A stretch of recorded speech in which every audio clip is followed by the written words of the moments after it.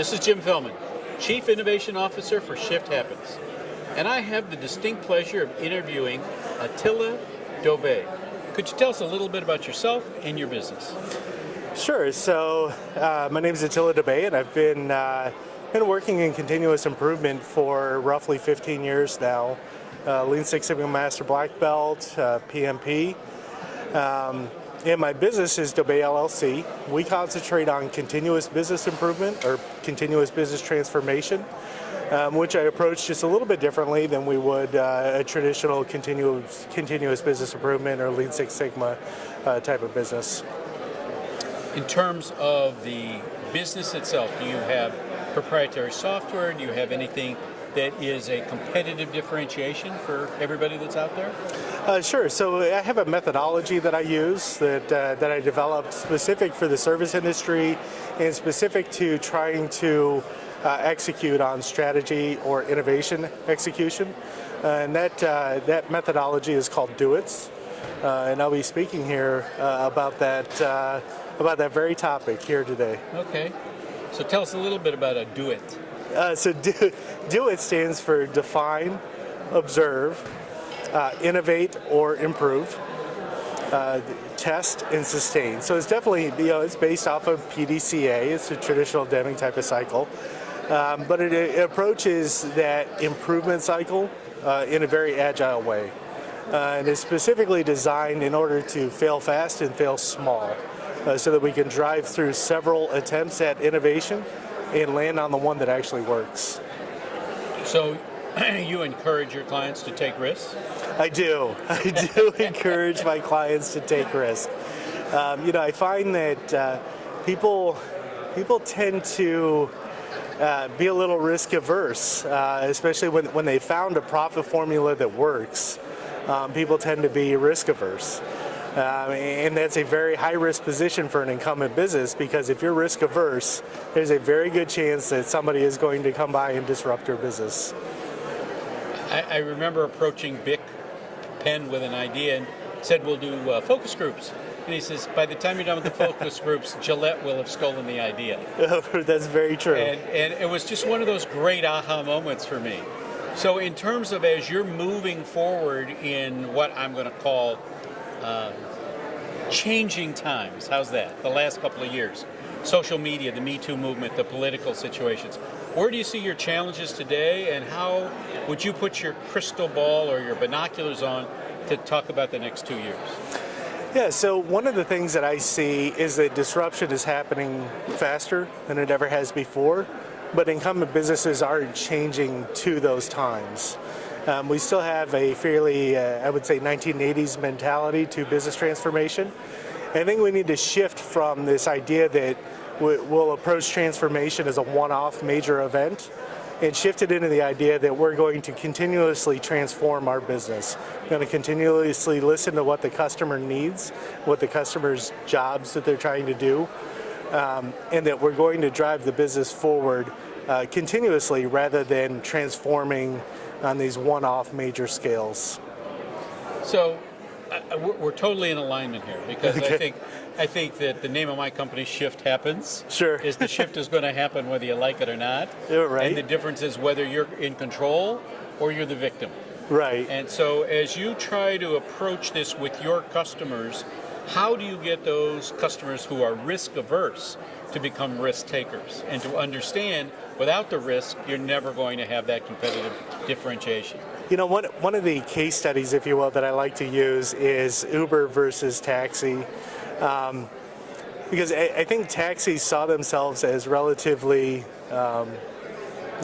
future-proof, and Uber proved that no, they aren't. So we have a lot of examples today that we can lean on to show incumbent businesses that, look, you can't avoid disruption.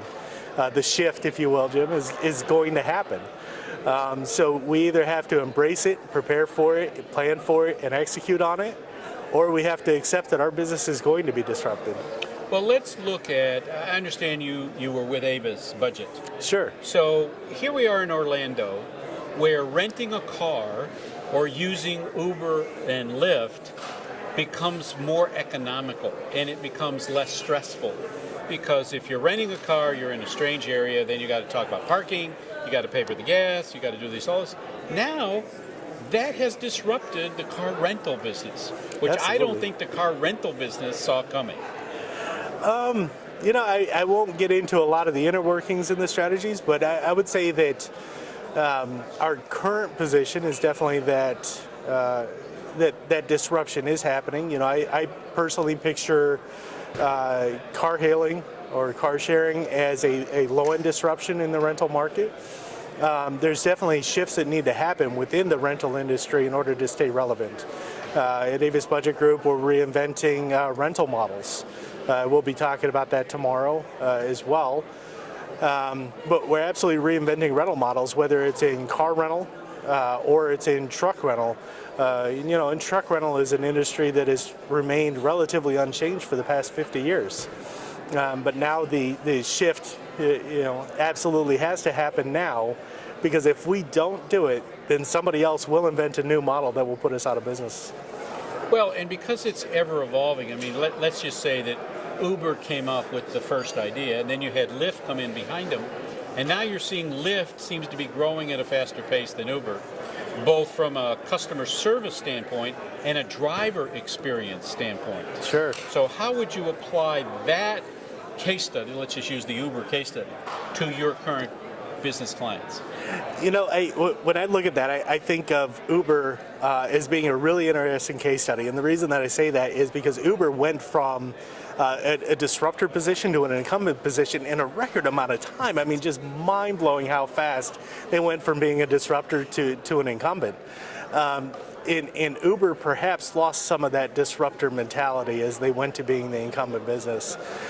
So I would caution any business out there to really look at your strategies and understand if you need to be in a disruptive strategy or you need to be in a sustaining strategy.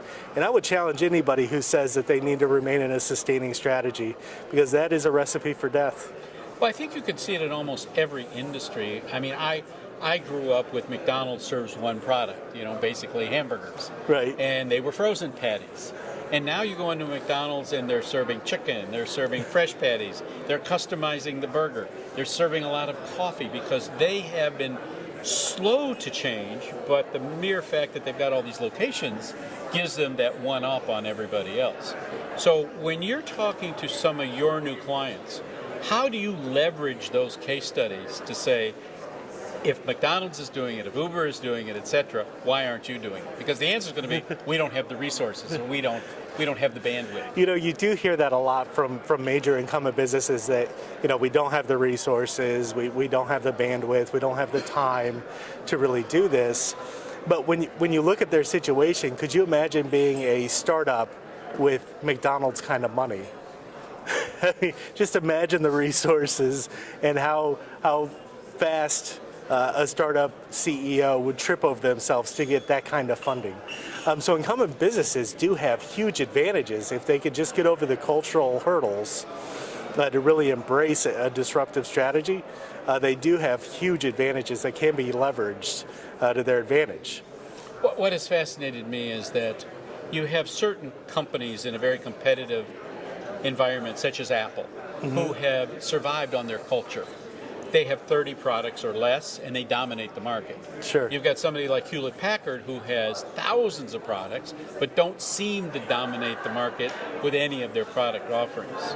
And you start to look at how that can be applied to, as you said, a startup with lots of resources.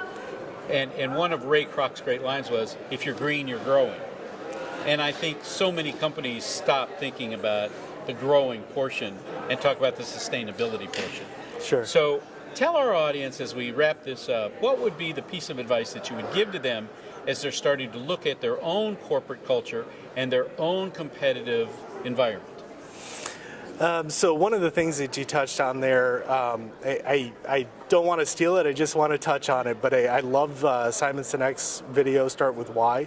I think that explains the Apple situation versus an HP or Dell or any of the others much more succinctly than I probably could. But secondarily, they have to maintain this disruptive point of view with their strategies. They can't regress back into a sustaining strategy because the world has changed to the point where that will no longer work. Well, I want to thank you very much for your time. Ladies and gentlemen, thank you. Thanks, Jim. Thanks for listening.